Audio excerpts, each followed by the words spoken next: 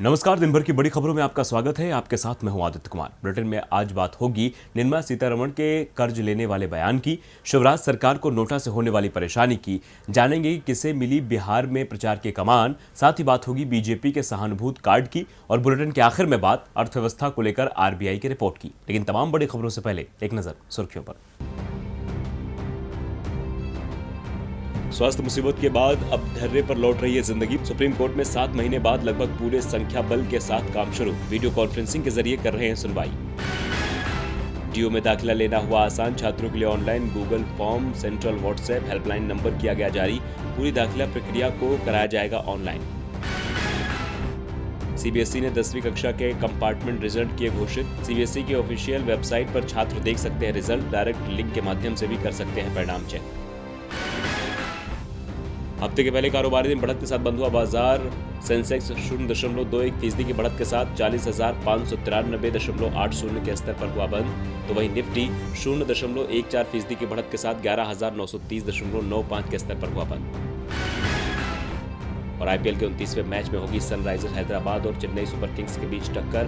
अंक तालिका में ऊपर जाने के लक्ष्य से उतरेगी सीएसके। दोनों के बीच देखने को मिलेगा कड़ा मुकाबला। सुर्खियों के बाद अब बात आज की सबसे बड़ी खबर की। देश की अर्थव्यवस्था हिचकोले खा रही है। आम आदमी परेशान है। सरकार की तरफ उम्मीद भरी निगाहों से देख रहा है, लेकिन हर बार की तरह इस बार भी उसके हाथ निराशा ही लगी है। आर्थिक गतिविधियों को बढ़ावा देने के लिए केंद्र सरकार राज्यों को 12,000 करोड़ रुपए का ब्याज मुक्त कर्ज उपलब्ध कराएगी। कर्ज 50 साल की अवधि का होगा और यह पूंजीगत परियोजनाओं पर खर्च करने के लिए दिया जाएगा। इसी पर चर्चा के लिए हमारे साथ स्टूडियो में मौजूद है राजीव जी। स्वागत है आपका। लेकिन चर्चा से पहले ये रिपोर्ट देखिए। स्वास्थ्य मुसीबत के पहले से ही देश की अर्थव्यवस्था बुरे दौर से गुजर रही थी, लेकिन स्वास्थ्य मुसीबत ने इसे और नीचे धकेल दिया, जिसके बाद सबकी निगाहें सरकार की तरफ टिक गई कि सरकार कुछ ध्यान देगी। लेकिन सरकार ने सीधे हाथ खड़े कर आत्मनिर्भर का शिगुफा छोड़ दिया। उसके बाद जनता ने आरबीआई की तरफ निगाहें टिका रखी थी, लेकिन वहां से भी आम लोगों को निराशा ही हाथ लगी। इस बीच दीपावली दशहरे से पहले मोदी सरकार ने सरकारी कर्मचारियों को तोहफा दिया है। वित्त मंत्री निर्मला सीतारमण ने संवाददाता सम्मेलन में कहा कि महामारी से अर्थव्यवस्था प्रभावित हुई है। अर्थव्यवस्था में मांग बढ़ाने के लिए 2 प्रस्ताव पेश किए हैं। पहला एलटीसी कैश वाउचर स्कीम और दूसरा स्पेशल फेस्टिवल एडवांस स्कीम है। स्पेशल फेस्टिवल एडवांस स्कीम के तहत सरकारी कर्मचारियों को 10,000 रुपए फेस्टिवल एडवांस देगी। साथ ही आर्थिक गतिविधियों को बढ़ावा देने के लिए केंद्र सरकार राज्यों को 12,000 करोड़ रुपए का ब्याज मुक्त कर्ज उपलब्ध करवाएगी। कर्ज 50 साल की अवधि का होगा और ये पूंजीगत परियोजनाओं पर खर्च करने के लिए दिया जाएगा। यानी साफ तौर पर सरकार की ये मंशा है कि जो सक्षम है उसको और सक्षम बनाया जाए और जो असक्षम है वो और असक्षम बना रहे। राजीव जी, फेस्टिव सीजन से पहले सरकार ने लुभावनी घोषणाएं की हैं, जिनसे समाज के एक वर्ग का तो भला होगा, लेकिन क्या यह काफी है? देश की आम जनता को राहत देने के बारे में सरकार क्यों नहीं सोच रही?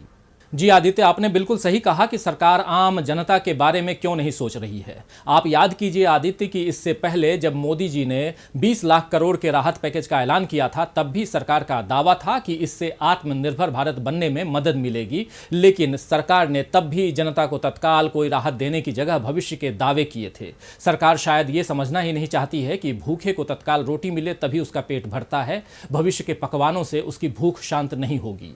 अब भी सरकार का रवैया यही है। सरकारी कर्मचारियों के लिए एलटीसी कैश वाउचर और स्पेशल फेस्टिवल एडवांस स्कीम से बाजार में बेशक रौनक बढ़ेगी, लेकिन देश के सब लोग तो सरकारी कर्मचारी नहीं हैं। इसी तरह सरकार ने 50 सालों के लिए 12,000 करोड़ रुपयों का ब्याज मुक्त कर्ज राज्यों को देने की घोषणा की है, जिसे पूंजीगत परियोजनाओं में लगाया जाएगा। तो इससे भी कुछ लोगों को मुनाफा होगा, लेकिन आम जनता को तुरंत कोई राहत नहीं मिलेगी। दशहरा दीपावली तो देश के सभी के लिए है। ऐसे में कुछ लोगों की कमाई से बाकियों के घर तो रोशन नहीं होंगे ना। और आम जनता तो अपने लिए लाखों करोड़ों के पैकेज नहीं चाहती है। वो चाहती है कि थोड़ी महंगाई कम हो जाए, बिजली, पानी, स्वास्थ्य की सुविधाएं आसानी से उसे उपलब्ध हो जाएं, बैंकों में उसकी राशि सुरक्षित रहे, उस पर कर्ज का बोझ जो है वो कम हो। बस इसी में उसकी दिवाली बन जाएगी। लेकिन सरकार ये राहत उसे नहीं दे पा रही है। धन्यवाद राजू जी तमाम जानकारी के लिए। अब रुख करते हैं अगली खबर का। मायानगरी मुंबई में दिन में अंधेरा छा गया। लोकल ट्रेनों पर भी इसका असर दिखाई दिया। वैसे मुंबई पूरी तरह से ही ठप पड़ गई। इसी को लेकर राज्य सरकार जनता और विपक्ष के निशाने पर आ गई। मुंबई के कुछ इलाकों में करीब 2 घंटे बाद बिजली आई है। सुबह 10:15 पर मुंबई में ग्रिड फेल हो गया था, जिसकी वजह से बांद्रा, कोलाबा, माहिम इलाके में बिजली गुल हो गई थी। ग्रिड फेल होने का असर मुंबई लोकल पर भी पड़ा था। मुंबई की बिजली ठप होने की वजह से कई जगह ट्रैफिक जाम हो गया था। सीसीटीवी कैमरे पूरी तरह से ठप हो गए थे, यहाँ तक कि सिग्नल्स भी प्रभावित हुए हैं। इसके अलावा मुंबई में होने वाली परीक्षाओं को भी टाल दिया गया। फिलहाल करीब 2 घंटे बाद कुछ इलाकों में बिजली बहाल हो गई। कुर्ला और बांद्रा स्टेशन से ट्रेन सेवा शुरू हो चुकी है। गौरतलब है कि लोकल ट्रेन को मुंबई की लाइफलाइन कहा जाता है, जो कि बिजली गुल होने की वजह से ठप हो गई थी। मुंबई में बिजली गुल होने की वजह से हो रही परेशानियों को लेकर लोग सरकार पर निशाना साध रहे हैं। इसी बीच एक्ट्रेस कंगना रनौत ने भी सरकार पर तंज कसा है। कंगना ने संजय राउत की एक फोटो शेयर की, जिसमें वे मिनी बुलडोजर हाथों में पकड़े हुए हैं। आपको बता दें कि राज्य सरकार ने ग्रिड फेल होने के कारणों की जांच के आदेश दिए हैं। ऊर्जा मंत्री नितिन राउत ने कहा कि तकनीकी खामी के चलते मुंबई में बिजली गुल हुई है, इसके लिए तुरंत किसी को जिम्मेदार नहीं ठहरा सकते हैं। भले ही कुछ इलाकों में बिजली बहाल हो गई है, लेकिन मुंबई में पूरी तरह से बिजली बहाल होने में अभी समय लगेगा। लेकिन ये तो साफ है कि ऐसी स्थिति पैदा होने पर सरकार के पास बैकअप प्लान नहीं है। माया नगरी में अंधेरा छाने पर महाराष्ट्र सरकार जनता के निशाने पर है, तो वहीं जीएसटी को लेकर मोदी सरकार चौतरफा घिरी हुई है। मुआवजे को लेकर गैर बीजेपी शासित राज्य लगातार सरकार के खिलाफ आवाज उठा रहे हैं। वहीं आज कांग्रेस सांसद राहुल गांधी ने भी केंद्र को आड़े हाथों लिया। साथ ही जीएसटी राजस्व में राज्यों को हिस्सा न देने को लेकर सवाल उठाए हैं। मोदी सरकार ने दावा किया था कि जीएसटी से राज्य सरकारों को फायदा होगा, उनका खजाना बढ़ेगा, पैसों की कोई कमी नहीं होगी। लेकिन आज हालात इस दावे से बिल्कुल उलट है, क्योंकि राज्य सरकारों को मोदी सरकार की इस नीति से न तो कोई फायदा हो रहा है और न ही खजाना बढ़ रहा है। इसीलिए वो जीएसटी राजस्व में राज्यों को हिस्सा देने की मांग कर रहे हैं। गैर बीजेपी शासित राज्यों ने तो केंद्र सरकार के खिलाफ मोर्चा खोल रखा है, लेकिन सरकार है कि उनकी मांगों को अनसुना कर रही है। वहीं इस तकरार के बीच कांग्रेस सांसद राहुल गांधी ने भी मोदी सरकार को आड़े हाथों लिया है। उन्होंने ट्वीट कर लिखा कि केंद्र ने राज्यों से जीएसटी राजस्व देने का वादा किया। प्रधानमंत्री और महामारी ने अर्थव्यवस्था को चकनाचूर कर दिया। प्रधानमंत्री ने कॉर्पोरेट्स को 1,40,000 करोड़ की टैक्स में छूट दी। 8400 करोड़ में 2 हवाई जहाज खरीदे। केंद्र के पास राज्यों को देने के लिए पैसा नहीं। वित्त मंत्री ने राज्यों से कहा कर्ज लो। आपके मुख्यमंत्री मोदी के लिए अपना भविष्य क्यों गिरवी रख रहे हैं? कांग्रेस सांसद का यह निशाना केंद्र सरकार के उस झूठे वादे के खिलाफ है, जिसमें जीएसटी लागू होने के बाद राज्यों के टैक्स में होने वाले नुकसान के लिए उसने एक तय समय तक उन्हें इसकी भरपाई का भरोसा दिया था। लेकिन महामारी में अर्थव्यवस्था की हालत बेहद खराब होने के कारण केंद्र पूरी तरह से राज्यों के नुकसान की भरपाई नहीं कर पा रहा है। इसके एवज में केंद्र ने राज्यों को जीएसटी की भरपाई के लिए कर्ज के 2 विकल्प दिए थे। इसके तहत 97,000 करोड़ का कर्ज आरबीआई की स्पेशल विंडो से ले सकते हैं या पूरे 2,35,000 करोड़ बाजार से जुटा सकते हैं। साथ ही लग्जरी उत्पादों पर सेस वसूली की अवधि बढ़ाने का भी प्रस्ताव था। इसे लेकर विपक्ष लगातार सरकार को घेर रहा है। अब सवाल उठता है कि जब सरकार पीछे खींचेगी कदम, तो कौन भरेगा राज्यों में दम? जीएसटी मुआवजे को लेकर राहुल गांधी लगातार सरकार के खिलाफ हुंकार भर रहे हैं। वहीं बिहार में तो हुंकार भरने के लिए स्टार प्रचारक मैदान में उतर गए हैं। एनडीए में जेडीयू से लेकर बीजेपी ने अपने 30 स्टार प्रचारकों को मैदान में उतार दिया है। वहीं कांग्रेस और आरजेडी ने भी अपने दिग्गजों को कमान सौंप दी है। बिहार चुनाव के लिए बिगुल बज गया है। चुनावी बिसात सज गई है। राजनीतिक दलों ने भी योद्धाओं को मैदान में उतार दिया है। लेकिन ये चुनाव केवल प्रत्याशियों के दांव पेच से नहीं जीता जा सकता। इसके लिए जबरदस्त प्रचार की जरूरत है। उन चेहरों की जरूरत है जो चुनाव में महत्वपूर्ण भूमिका अदा कर पार्टी के सिर जीत का सेहरा सजाएंगे। इसे जेडीयू से लेकर बीजेपी, आरजेडी से लेकर कांग्रेस ने अपने अपने स्टार प्रचारकों की सूची जारी कर दी है। जेडीयू के लिए सीएम नीतीश कुमार समेत 30 वरिष्ठ नेता प्रचार करेंगे। वशिष्ठ नारायण सिंह, रामचंद्र प्रसाद सिंह, राजीव रंजन सिंह लल्लन समेत कई दमदार नेता शामिल हैं।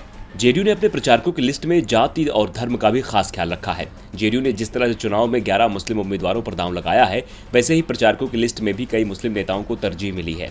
इस लिस्ट में अली अशरफ फातमी, गुलाम गौस, तनवीर अख्तर, कमर आलम, अफाक अहमद खां और गुलाम रसूल वालियावी जैसे नेता शामिल हैं। बिहार चुनाव के लिए बीजेपी ने भी अपने 30 स्टार प्रचारकों की सूची जारी कर दी है। स्टार प्रचारकों की सूची में पीएम मोदी, उत्तर प्रदेश के मुख्यमंत्री योगी आदित्यनाथ और झारखंड के पूर्व मुख्यमंत्री रघुवर दास, झारखंड विधायक दल के नेता बाबूलाल मरांडी भी शामिल हैं।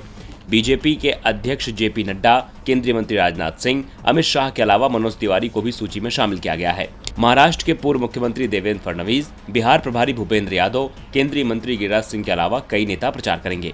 हालांकि बीजेपी के लिस्ट से कई दिग्गज नेताओं के नाम भी गायब हैं। वहीं पहली सूची में कांग्रेस ने भी 30 स्टार प्रचारकों को मैदान में उतारा है। कांग्रेस की कार्यकारी अध्यक्ष सोनिया गांधी के साथ राहुल गांधी, प्रियंका वाड्रा, पूर्व प्रधानमंत्री डॉक्टर मनमोहन सिंह, राज बब्बर, शत्रुघ्न सिन्हा के साथ 3 राज्यों के मुख्यमंत्री का नाम शामिल है।